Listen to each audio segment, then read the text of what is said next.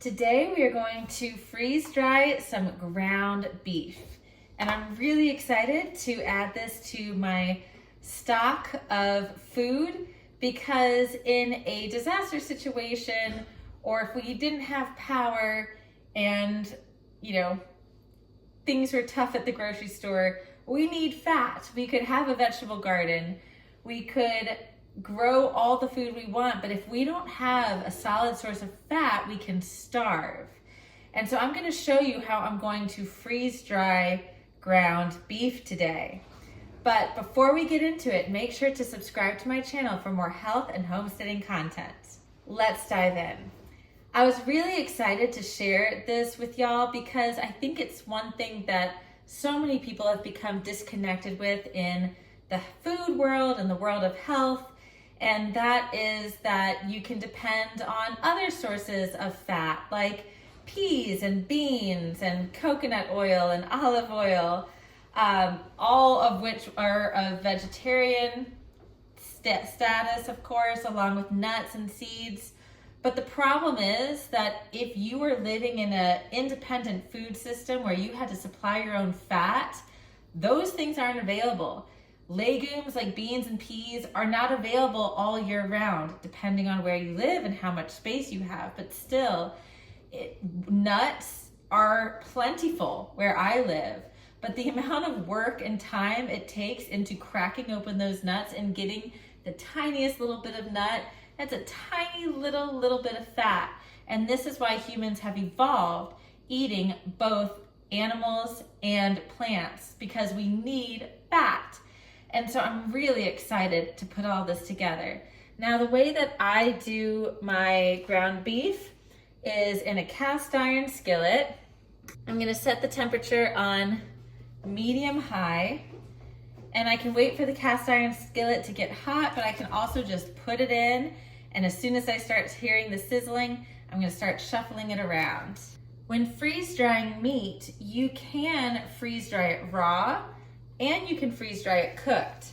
The reason why I'm choosing to freeze dry this ground beef cooked is because it's pretty much impossible to overcook ground beef, and it's gonna make it so much easier to just reheat it, rehydrate, and then reheat it versus trying to cook, say, like a filet mignon and rehydrate that, which I probably wouldn't recommend anyways. So all of that grease or fat is good that we're gonna wanna put into the trays and freeze dry along with this ground beef. And of course, as usual with cooking ground beef, I'm trying to get all the big chunks broken up and cook it as evenly as possible. And as soon as it is just a little bit of pink left, I'm gonna go ahead and turn it off and season it. I love my organic seasoning mixes from Redmond Real Salt, all in organic ingredients. Just get like a nice even coat of that. I'm also a huge fan of their organic lemon pepper. Also a nice little seasoning of that. I do like to pre-season my meat, whether I'm using it in soups or pasta sauces.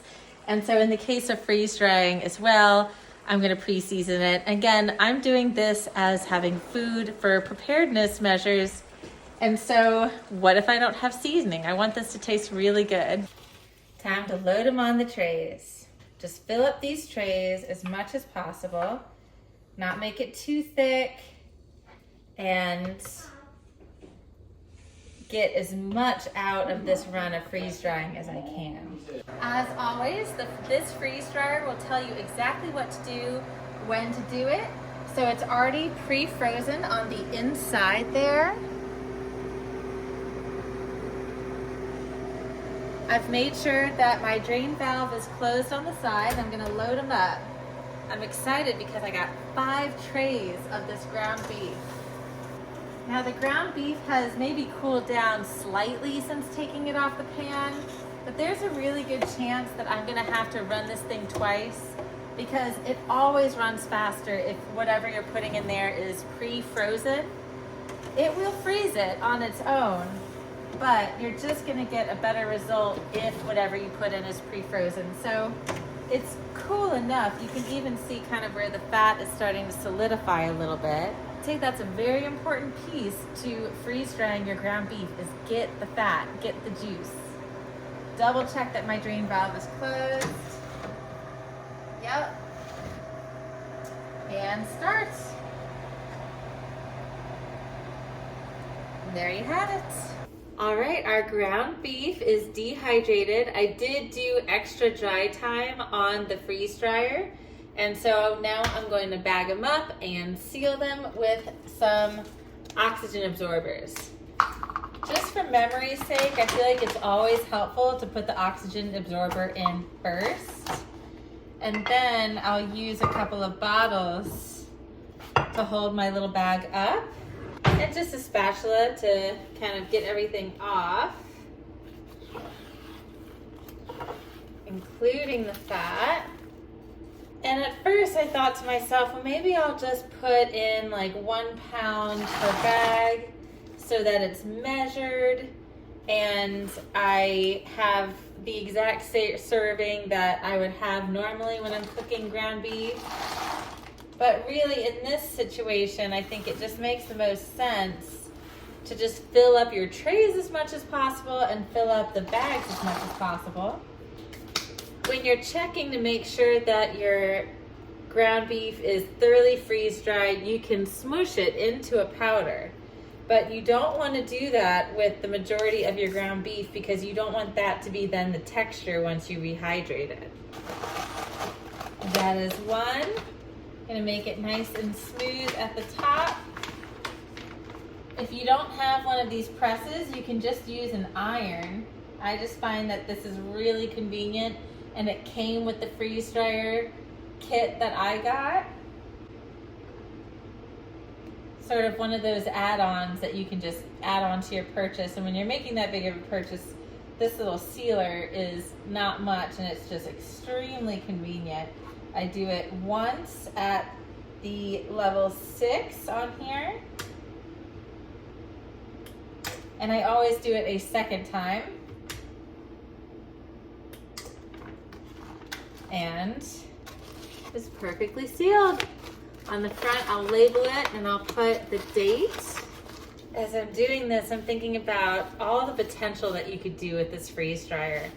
If you had something like ground beef, or any other meat that you could even like grind up and put into this tray and then break them up into little pieces for dog treats, that would be awesome.